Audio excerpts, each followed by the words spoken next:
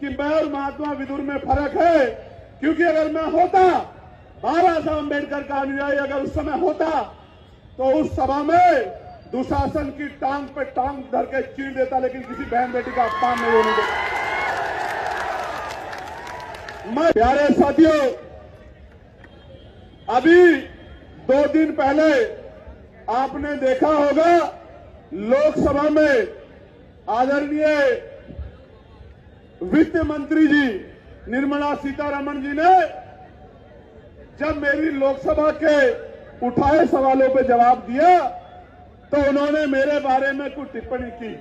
हालांकि वो टिप्पणी आपके संघर्ष को सम्मान देने की टिप्पणी थी, कोई क्रिटिसाइज करने की टिप्पणी नहीं थी, क्योंकि वो बड़ी हैं, मेरी मां के उम्र के बराबर हैं। बड़े सम्मान से मैं उनको ये कहना चाहता हूं कि उनके कहने के बाद मैंने महात्मा विदुर को पढ़ने का काम किया। महात्मा विदुर को मैंने पढ़ने का काम किया तो महात्मा विदुर के कुछ किस्से मुझे मिले। एक किस्सा मैं आपके सामने रखना चाहता हूं कि क्यों मैं महात्मा विदुर नहीं हो सकता। उसका कारण यह है कि एक बार महाकाव्य महाभारत में जब द्रौपदी का चीरहरण हो रहा था, दुर्योधन के इशारे पे दुशासन चीरहरण कर रहे थे, तो पूरी सभा बैठ के तमाशा देख रही थी।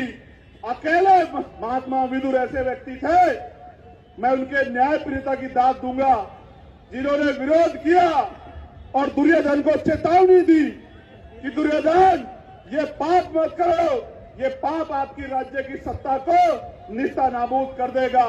मैं इसलिए मानता हूं कि मैं और महात्मा विदुर में फर्क है, क्योंकि अगर मैं होता, बाबा साहब अम्बेडकर का अनुयायी अगर उस समय होता तो उस सभा में दुशासन की टांग पे टांग धर के चीर देता, लेकिन किसी बहन बेटी का अपमान नहीं होने देता। मैं चुप होके नहीं बैठता, मेरा जो होता तो होता, लेकिन मैं दुर्योधन और दुशासन की टांग पे टांग धर के चीर देता, लेकिन द्रौपदी का अपमान नहीं होने देता। मेरे लोग, ये फर्क है महात्मा विदुर में और मुझ में। जब मैंने उनको आगे पढ़ा तो मुझे पता लगा कि जब कौरवों और पांडवों में, महाकाव्य में जब मैंने पढ़ा कि कौरवों और पांडवों में जब बंटवारा होने लगा तो महात्मा विदुर ने प्रस्ताव दिया कि पांडवों को 5 गांव दे दो। दुर्योधन ने मना कर दिया, फिर युद्ध हुआ। आज भी ये युद्ध है। मैं भी आपके अधिकारों के लिए सत्ता से लड़ रहा हूं कि मेरे भाइयों को, मेरी मां को, मेरे बच्चों को, मेरे बुजुर्गों को, इन दलित, पिछड़े, आदिवासी, मुसलमानों को 85% बहुजन समाज के लोगों को अधिकार दे दो। तो ये सरकारें देना नहीं चाहती। आज भी युद्ध होगा। उस समय युद्ध तलवार भालों से होता था, बंदूकों से होता था। आज का युद्ध बटन दबा के होगा, वोट की ताकत पे होगा। ये युद्ध होगा और मैं विश्वास से कहता हूं 2027 का युद्ध हम लोग बटन दबा के वोट लेके, वोट इकट्ठा करके जीतने का काम करेंगे। नहीं करेंगे बताओ?